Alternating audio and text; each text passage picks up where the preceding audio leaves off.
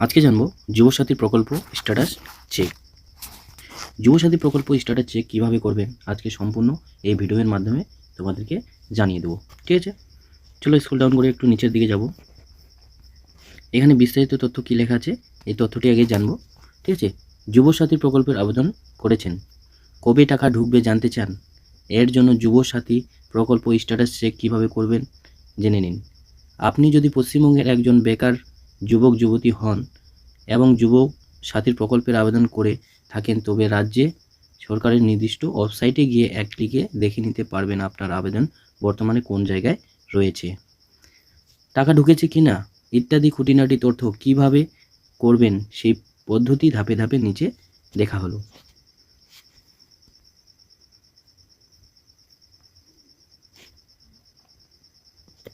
যুবসাথী প্রকল্প status check. এবার আমরা কি করব, যুবসাথী প্রকল্পের স্ট্যাটাস চেক করব। ঠিক আছে, চেকের যে প্রথমে নিয়মগুলো আছে সেগুলো আজকে জানবো, তারপর কিন্তু চেক করব। অবশেষে রাজ্য সরকারের তরফ থেকে যুবসাথী প্রকল্পের স্ট্যাটাস চেক করার জন্য নতুন ওয়েবসাইট পাবলিশ করলো। রাজ্য সরকার এই যুবসাথী স্ট্যাটাস চেক করার জন্য নতুন একটি ওয়েবসাইট পাবলিশ করলো। এই নতুন ওয়েবসাইটের মাধ্যমে আবেদনকারী তাদের অ্যাপ্লিকেশন স্ট্যাটাস চেক করতে পারবে। এই নতুন ওয়েবসাইটে কিন্তু যারা যুবসাথী ফর্ম ফিল আপ করেছে তারা কিন্তু চেক করতে পারবেন। এই যে বাংলার যুবসাথী, ঠিক আছে, যুবসাথী স্ট্যাটাস চেক। তারপর এখানে দেখতে পাচ্ছেন অ্যাপ্লিকেশন স্ট্যাটাস, এখানে কিন্তু ক্লিক করতে হবে। ঠিক আছে, জাস্ট এখানে ক্লিক করবে। তারপর কি বলেছে জানবো। রাজ্যের বেকার যুবতীদের জন্য সাম্প্রতিককালে পশ্চিমবঙ্গ সরকারের সবচেয়ে জনপ্রিয় স্কিম হলো যুবসাথী, যার মাধ্যমে মাধ্যমিক পাশ হলে রাজ্যের বেকার যুবতীদের মাসিক 1500 টাকা ভাতা দেওয়া হবে। সাধারণ প্রথাগত শিক্ষা শেষ করার পর অনেক তরুণ তরুণীকে নিজের খরচ চালানোর জন্য অনেক কষ্ট করতে হয় অথবা অভিভাবকদের কাছে হাত পাততে হয়, তাদেরকে সুনির্ভর করে এই প্রকল্প চালু করা হয়েছে।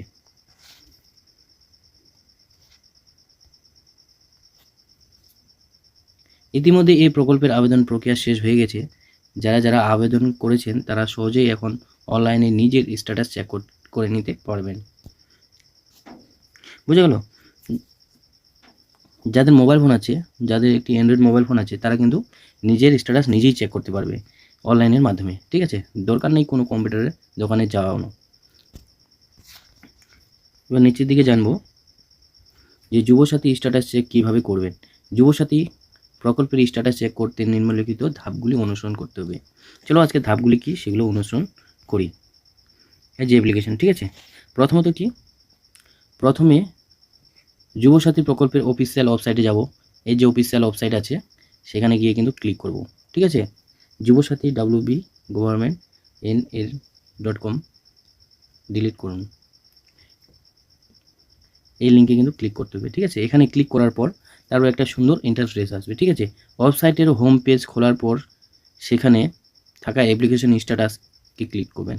সেখানে এই ওয়েবসাইটটি খুলে যাওয়ার পর তারপর কিন্তু অ্যাপ্লিকেশন স্ট্যাটাস লেখা থাকবে, সেখানে তোমাকে ক্লিক করতে হবে।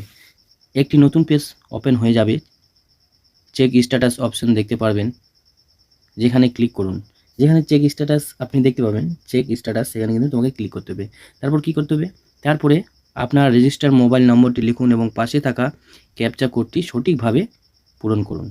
আপনার যে মোবাইল নাম্বারটা দেওয়া আছে সেই মোবাইল নাম্বারটা কিন্তু দিতে হবে।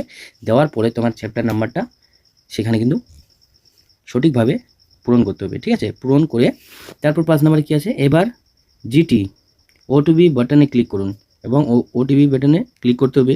আপনার মোবাইলে এই ওটিপি আসবে, সেটি নির্দিষ্ট বসিয়ে সাবমিট করুন। সেই বক্সের মধ্যে বসিয়ে কিন্তু সেটা সাবমিট করে দিতে হবে। এবার কি, তারপরে আপনার স্ক্রিনে আবেদনের স্ট্যাটাস প্রদর্শিত হবে। এরপরেই আপনার স্ক্রিনের আবেদনের স্ট্যাটাস প্রদর্শিত হবে।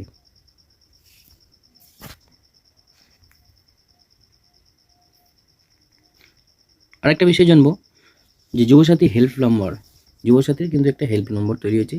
এই হেল্প নম্বরটা কিন্তু এখানে 6292248888।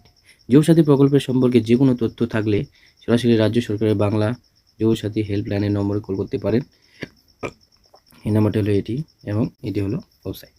ঠিক আছে, এটার মধ্যে কিন্তু আপনারা ক্লিক করে দেখতে পারবেন। তো বন্ধুরা কেমন হচ্ছে অবশ্যই কমেন্ট বক্সে কমেন্ট করে জানাবেন। আর এই ধরনের লেটেস্ট ভিডিও পেতে চ্যানেলকে সাবস্ক্রাইব করে রাখবেন। ধন্যবাদ। বর্তমান অবস্থায় বন্ধুরা স্ট্যাটাস চেক করা যাচ্ছে না, কারণ অফিসিয়ালভাবে ওয়েবসাইট কিন্তু বন্ধ করা আছে।